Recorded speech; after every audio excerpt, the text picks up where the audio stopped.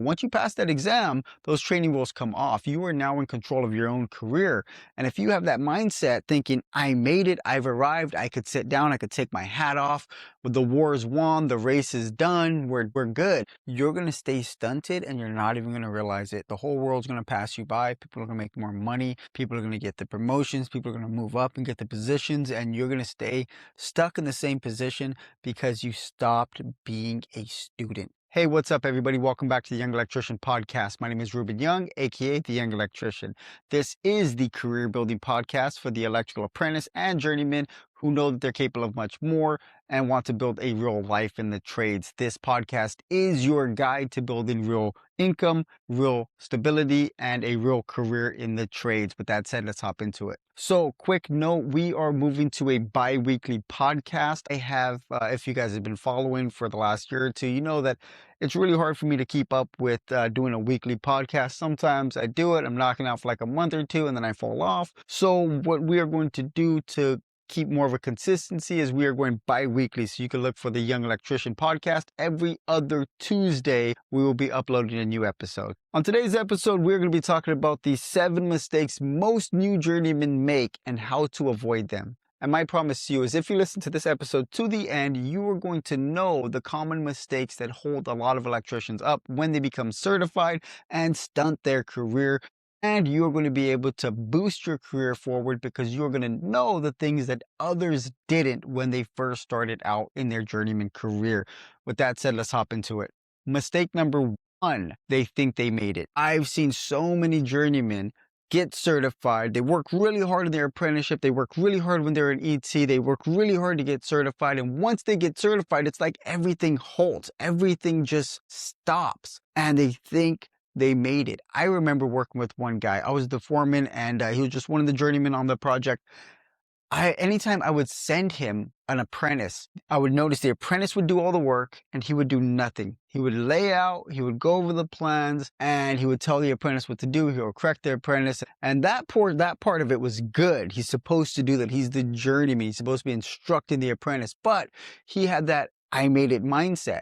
And when I asked him about this, I said, hey, why every time I come, it's like he's the only one working? And he even mentioned it like, you don't really do anything. And he says, well, because I'm the journeyman. I'm not supposed to do anything. I'm the journeyman. I'm here for my knowledge. And this guy, mind you, barely got certified within in the last year of this happening. He said to me, I'm the journeyman. I'm the brains. I'm going to lay this guy out. I'm going to tell him what to do, and I'm going to instruct him, and he's going to do the work. The apprentices work, the journeymen, they're the brains. That could not have been further from the truth. The reality is, when you become a journeyman, the last thing you want to do is become stagnant and think that you've made it. Think about it this way. When you become a journeyman, that's not the goal. I say this a lot. That is not the goal. That's the beginning of your career. You got the training wheels on when you are an apprentice or when you're an ET. But once you pass that exam, those training wheels come off. You are now in control of your own career. And if you have that mindset thinking, I made it, I've arrived, I could sit down, I could take my hat off, the war is won, the race is done, we're good, you're going to become stagnant and your career is going to suffer for that. You're not going to grow. But if you focus on trying to advance your career, realizing like, hey, this isn't the end of the race, this is the start. This is the start of the race. This is the race that I've been preparing for the last 4, 5, 10 years, depending on what state you're in. Now you get to run it. When you're an apprentice, you get told what to do. When you're a journeyman, you have to make decisions on the direction of your career. When you're an apprentice, you're just learning. You're getting your feet wet. You're trying to understand things, the way systems work, the way the NEC works, how to install. But when you're a journeyman, that's when the real test begins. That's when your real career begins. So do not have the I made it mindset, or you're going to suffer for it. The second mistake that I see new journeymen making all the time, and I talk to guys about this all the time, is they don't negotiate their wage. They get their certification and they go to their boss and they're like, hey, look, I'm certified now, and they'll bump them up maybe $1 or $2 or something like that. And they're just satisfied with it. They're just like, okay, I guess that's what a journeyman's worth. But the reality is you are your own company. As an individual, as a worker, as a journeyman, you are your own company and you are your own representative. Think about it this way. This company Of course, they got work, but they need somebody to do that work. The guy that bids the job can't do that work. He's not building that building, that structure. He's not going to go install all those lights. He needs you to do that. And you're going to trade your time for his money, and he's going to pay you money for your time and expertise to install this particular thing. So you have leverage. A lot of journeymen don't realize that. We look at ourselves as just workers that get tossed whatever this company wants to give, and that's kind of the way that things are. But the reality is we have leverage, especially as a journeyman. This past year, when I was looking to go back to work for somebody else to get another W-2 job as an electrician, the one thing that I've noticed in all the interviews and all the people I talked to is they all said the same thing. It's hard to find journeymen. It's hard to find journeymen, and it's hard to find somebody that wants to lead or that wants to move into a leadership position. But the number one thing was it's hard to find journeymen. Why? Because everybody's failing their tests. Everybody's just skipping out on the test altogether.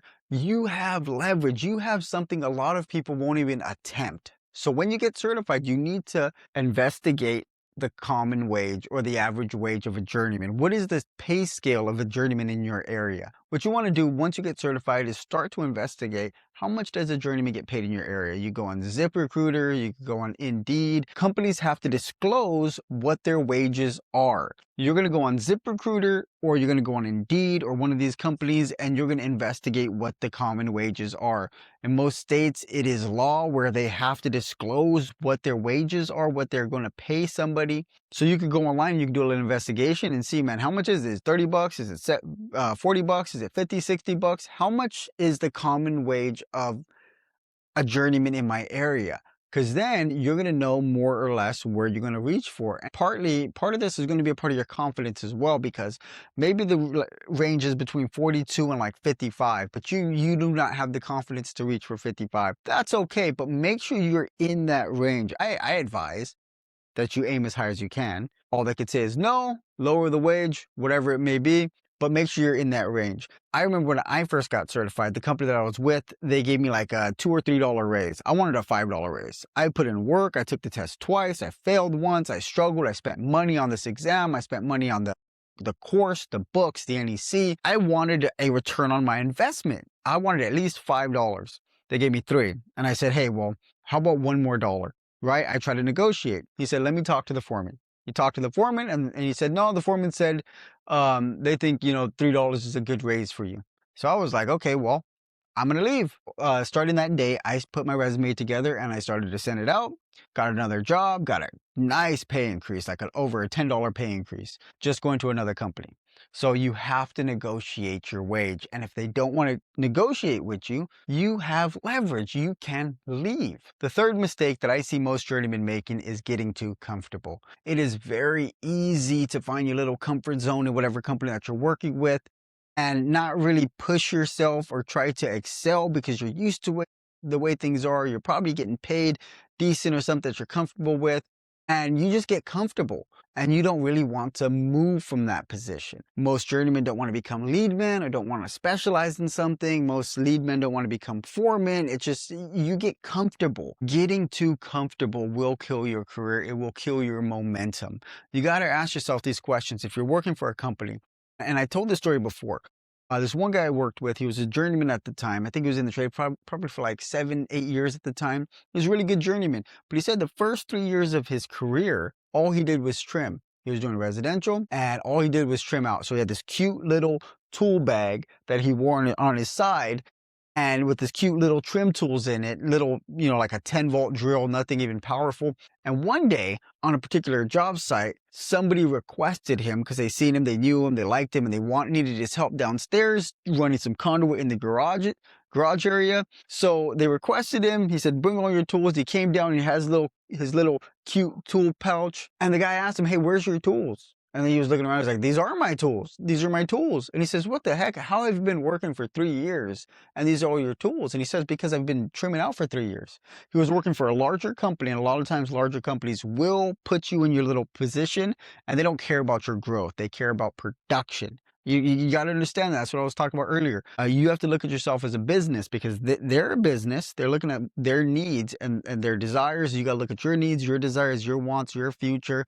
And a lot of big companies will put you in a little position and have you do the same thing over and over again. And you get comfortable there and not grow. And then find yourself in a position like this guy did, where couldn't bend conduit, couldn't pull wire, didn't know strapping code for conduit. None of these things. Didn't even have the tools to attempt it if he needed to. And he learned a valuable lesson there. And I, through him, learned a valuable lesson because I heard this when I was in my second year and I was working with this guy. Don't get complacent, don't get comfortable, and don't let a company box you into a little corner where you're not growing. So you got to ask yourself these questions. Am I still learning here? Am I still learning? Am I still growing as an electrician? Am I advancing? Am I better now than I was 6 months ago? And did I learn something new over the last 6 months to a year in this company? And 3, am I getting exposure to new systems? Maybe you're just boxing out, you're roping, you're doing all the load side stuff, but are you learning switchgear? Are you learning how the system actually operates? Are you learning what does the alternating transfer switch do? What is a UPS? How does one thing power another thing? Are you learning how it works? Are you learning how it operates? Are you learning how to install it? Are you still learning and growing, or are you getting stagnant? Because maybe you're in a leadership role and you're past this and you don't need to learn necessarily these systems all the time, but then again, are you learning the soft skills that you need to know? Are you learning how to run programs if you're a PM? If you're a foreman, are you getting familiar with the programs that they use? Are you getting familiar with reading the prints? Are you getting familiar with looking at the cost of the job and staying in budget? Or are you working for a company that doesn't even tell you the budget? They'll tell you whether you could afford something or not, and you got to kind of just guess. Are you growing? The 4th mistake I see a lot of new journeymen making is not realizing they need to specialize in something. I heard this when I first got certified. I was doing a class with Local 11 because I was trying to get into Local 11, which I did get in, but that's another story. And one of the guys said, hey, he's the one who told me becoming a journeyman's not the goal. It's the beginning of your career. And he says, after you become a journeyman, you have to specialize in something. And that's what led me into going into contracting, because I thought about it. What do I want to do? Motor control sounded great. PLC sounded great. Being a foreman, being a project manager, like all these things sounded great. But contracting is the thing that really caught my attention. Like I want to kind of be the guy that does it all. And I want to talk to customers, and I want to run my own work, and I want to bid jobs. And those things intrigued me. So that's what I started to pursue. But you need to specialize in something. One of my recommendations is to kind of think about the things that you've done in the past already. What are things that you're just good at?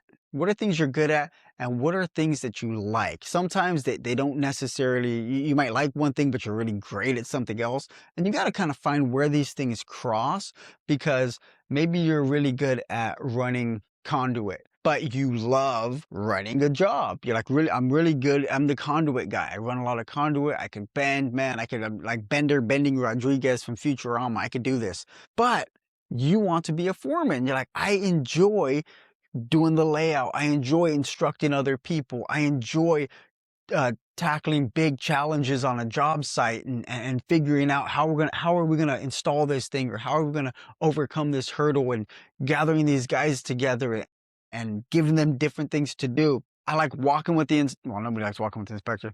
Whatever it may be, like you might love one thing, but you might be good at something else. But if you think about the things that you're good at, and you think about the things that you like, it's easier to kind of narrow down kind of the career path you would like to go in. Because maybe you don't like being in charge. Maybe you really enjoy just working with your hands. So maybe your thing is running conduit.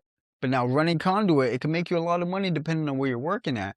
But my recommendation is to try to take that and find a specialty that you can merge those two with. Like maybe you're working in a data center. I'm working building data centers right now, and it's flipping awesome. I'm learning so much, but there's a lot of conduit to be ran. Maybe you love running conduit. Maybe you could start learning about data centers, researching companies, who can you work for, what goes into building the data center, what are the components, and move your career in that direction. Or maybe you want to do PLCs, motor controls, something like that, where you can still run conduit and install them and most likely get paid more. So trying to think about the things you're good at and trying to think about the things that you like and trying to figure out, well, how do I merge these to try to find a path forward to specialize in something? Because people that specialize make more money. If you don't specialize in anything, you could make a lot of money, but not as much as somebody that specializes.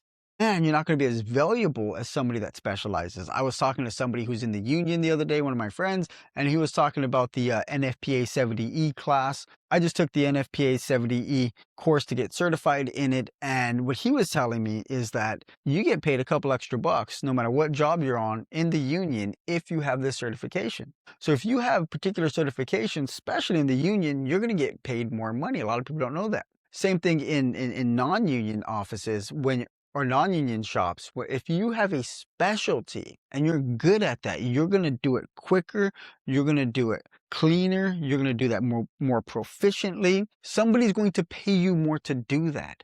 But if you don't specialize in anything, if you're a jack of all trades and a master of none, so to speak, you're still in that limit range of what a journeyman could get paid, but you're not where a specialist will get paid. So have the mindset of, I want to specialize in something. Is it contracting? Is it a foreman? Is it a PM? Do you want to be the safety guy, man? Do you want to teach classes? Do you want to be that guy that travels around and instructs people? Do you want to work on PLCs, motor controls? Do you want to work in industrial? Do you want to work in a refinery? Do you want to work in a hospital? Do you want to work in solar? Do you want to work on fire systems? What do you want to do that will make you a specialist that will get you more money? Remember, if you become the go-to person for something, your value increases dramatically. The fifth mistake that I see a lot of journeymen make when they're new is ignoring leadership skills, refusing to take responsibility. And I'm not saying that you have to be a foreman, you have to be a lead man. I'm not saying any of these things, but every electrician should have leadership capabilities. Why? Because you are going to have somebody working under you at some point in time, and you are going to have to lead them. You're going to have to train them. And this is a whole different type of skill. Being a leader, being somebody that could instruct and train, that's a different skill. Some people don't even like to do it. And some people are afraid of it because they're not good at it. They get frustrated. But it's because they have not learned the skills to be a leader. So my advice is to assume responsibility for those working under you. Start to develop those leadership skills. I mean, we got the internet today. You could Google leadership skills. You could look at YouTube and watch videos on developing leadership skills. How do you talk? How do you present yourself? How should you talk to your superiors? How should you talk to those working under you? How do you build somebody up? What should your focus be as a journeyman? I want to say lead, but as a journeyman, because as a journeyman, really you are a lead when somebody's working under you. Because even if I'm the lead man, if I get a journeyman and an apprentice, I'm probably most likely pairing these two guys up and sending them to go do something. And I'm expecting the journeyman to act like a journeyman and to lead this apprentice. So even if you're not a lead man, foreman, general foreman, superintendent, whatever, you're still in leadership because you're a journeyman. And it is a part of your job to instruct other people. So the fifth thing I see is people ignoring those leadership skills and just putting them on the back burner. Technical skills get you certified. Leadership skills advance your career. The sixth mistake that I see a lot of journeymen make when they first become journeymen is that they're not thinking long-term about money. What happens? You get that pay increase, you're feeling good, you get a new truck, your wardrobe increases, you get the new boots, your lifestyle upgrades, your apartment upgrades, and you got the shiny things, and now you're broke because although your pay went up, your lifestyle caught up to it. So you don't have any wiggle room, any room to build any real wealth with. And so it's just like you didn't get a raise at all. I've been there, I felt like that before, man. I got a better apartment, I got nicer, clothes, ate nicer food, and then realized like, man, I'm not getting ahead in life. I'm making somebody else rich. But if your goal in life is to move forward and to build some wealth, to have something to give to your kids, then you need to think long-term about money and not make the mistake that most Americans make. So instead of getting that new truck, instead of upgrading that wardrobe, treat yourself. Do it. Treat yourself. You have to reward yourself. But you have to understand money. There's a few things that you should do. And the first thing is you should open a retirement account, either through your company or a Roth IRA, whatever it may be. If you're not in the union, you should open your own retirement account. Even if you're in the union, you might want to put some other money away. So when the time comes that you're retiring, you have excess money. It's not just the money you made from your pension, but you have money on top of that. But if you're not in the union and nobody's putting money away for you, you need to be putting money into your retirement. Another thing is, I recommend everybody has an emergency fund, at least $1,000 to $2,000 in a savings account that you're not going to touch unless it's an emergency. Because what happens in life, man, and God forbid this happen to anybody, but if something happens and you need some money, car breaks down, you can't get to work, kids are sick, got to pay a hospital bill, rent's due, but work hasn't been paid, whatever the heck crazy emergency might have happened, and you end up spending on your credit cards money you don't have, you end up taking out a loan money you don't have, and you end up paying excess back for that, and it puts us in a hole. Our system is designed to put us in a hole and keep us in debt, and I don't want to see you guys there. I don't want to see you do the same mistake plenty of other electricians and other Americans have made. So have an emergency fund. Have investments. Aside from your retirement plan, you could open up an index fund. And all these things are things, if you're not familiar with them, go and Google them. I am not the financial guy. I do these things, but I'm not the financial guy. I'm just going to give you guys information that I think is valuable, that all of us should be looking into and educating ourselves on. But you can open up something called an index fund, put money in, and your money's going to grow there. It's diversifying your funds into a bunch of different companies. So if one company's struggling, the other companies are doing well, you don't really have to worry about losing your money in an index fund. Very safe place to put your money. And the beauty of it, unlike a retirement plan, you could pull that money out anytime you want. Let's say you got, $50,000 in there saved up and invested and you got your returns and it's like $50,000 and you want to start your own company. Now you don't have to borrow money. It's sitting right there for you. And lastly, avoid unnecessary debt if you can. Everybody wants to buy a truck. And I'm going to be honest, man, I think it is absolutely insane when I would see a guy making $25, $30 an hour paying an $800 car note every single month. That is absolutely insane. But I've seen it countless times, and I ask them, why do you have a truck? And they said, well, I need it for work. I'm like, bro, I'm doing more work than you, and I'm in my hoopty. I'm throwing my tools in the back. Why do you have a truck? But we have this mindset that we need these things, but you don't. I'm telling you guys, the first few years of being a journeyman, having that pay increase, if you could avoid unnecessary debt, avoid living above your means, letting your lifestyle catch up to your pay, that money invested could change your life financially and get you out of a rut, get you out of the hole, and put you in a way better position in life, give you something not just for yourself, but that you could pass on to your kids. The seventh mistake that I see a lot of electricians make as soon as they become journeymen is they lose the student mindset.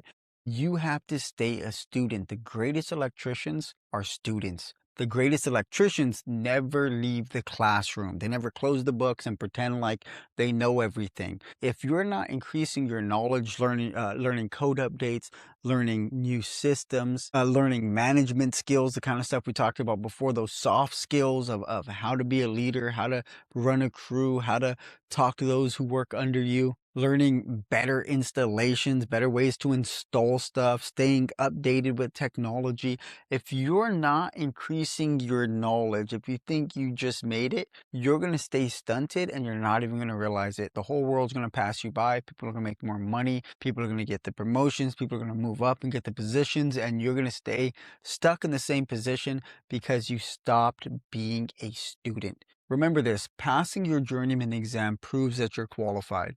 But what you do in the few years following that will set the trajectory for your career. Do you want to be just a journeyman? You could do that. Do you want to be a project manager? You could do that. Do you want to own your own business? You could do that. But whatever you do, you have to set your mind to it, and you have to put yourself in that trajectory. It's not going to fall out the sky. Nobody's going to hand you that money. Nobody's going to hand you that position. You need to go after it, and you need to be purposeful in what you're doing. So I hope these 7 mistakes helped you guys out, helped you guys avoid some pitfalls, and get you guys excited for getting certified. Because I know some of you guys out there are getting ready to take your exam, and I'm rooting for you.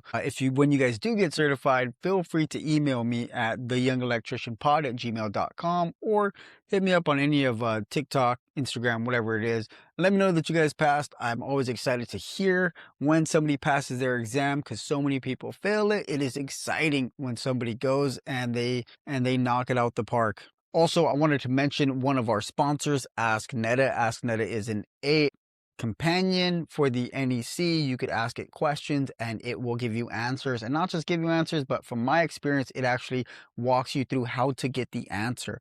I threw out some equation questions, it answered it, it broke down how to answer it, and I thought it was really useful. You guys studying, I think you guys would be able to utilize this pretty well. You guys who are contractors going out looking at jobs, trying to use your code knowledge in the NEC to figure out how to install something, Ask Netta will be a very good resource for you guys, and you guys can use it absolutely free. There is a premium version, but there is a free version as well that's super awesome to use. I'm going to have that link in the description or in the show notes, and you go check that out. Also, Jobber, you guys can still get 14 days free and then 20% off for 6 months. If you guys want to check out Jobber, that link will also be in the show notes. If you found value in this episode and you got something from it, then do us the favor and just share it with a coworker, somebody in your apprenticeship, somebody who needs direction, who could benefit from this, because that's how we build up the next generation, by learning, sharing, and growing together. Until next time, guys, peace.